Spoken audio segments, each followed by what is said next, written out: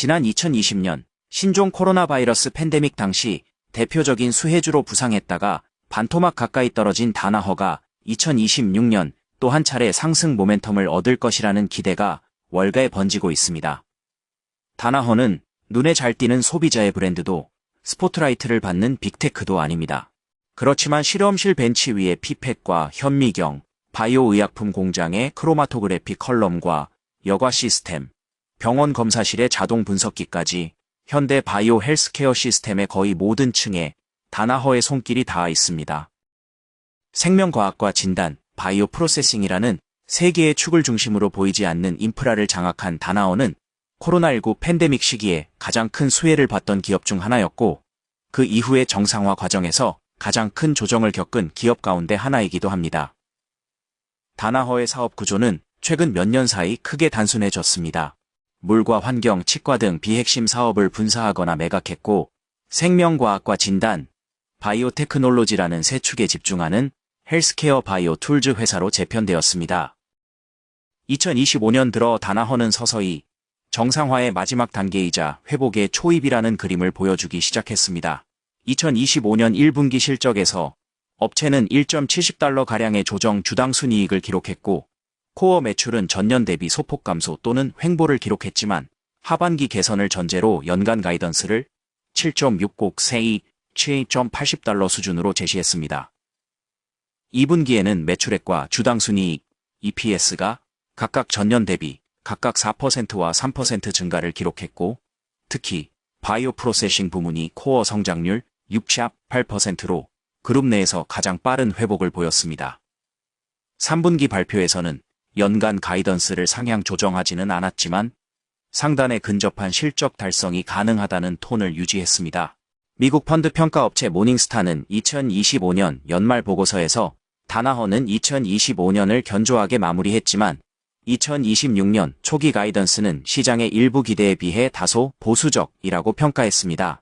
회사는 2026년 코어 매출 성장률을 한 자릿수 중반, 조정 주당 순이익 성장률도 비슷한 수준으로 제시했는데 이는 팬데믹 이전의 안정적 성장 궤도로 복귀하는 그림에 가깝습니다.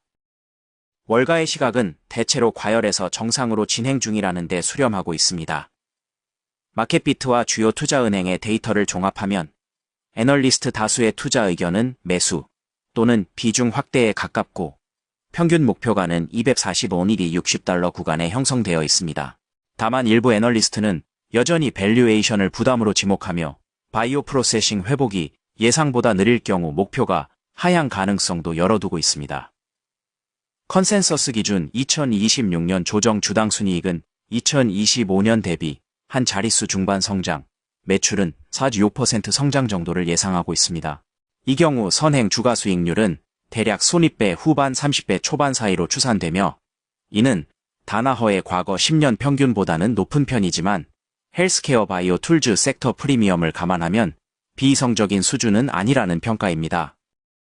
다나허의 중장기 성장 스토리는 3개의 키워드로 요약할 수 있습니다.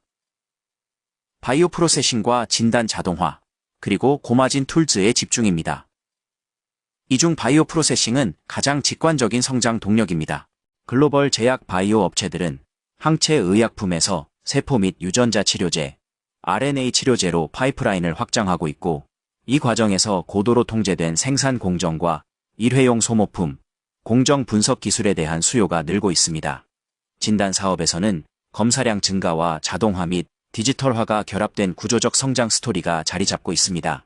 고령화와 만성질환 증가로 임상검사 건수는 대부분 국가에서 꾸준히 늘고 있고 병원과 검사실은 인력 부족과 비용 압박 속에서 더 높은 수준의 자동화와 통합 IT 솔루션을 찾는 실정입니다. 생명과학 부문은 단기적으로 가장 취약해 보이지만 장기적으로는 연구비와 과학 인프라 확대에 힘입어 다시 한 자릿수 중반대 이상의 안정적 성장 궤도로 복귀할 가능성이 크다는데 애널리스트의 공감대가 형성되었습니다.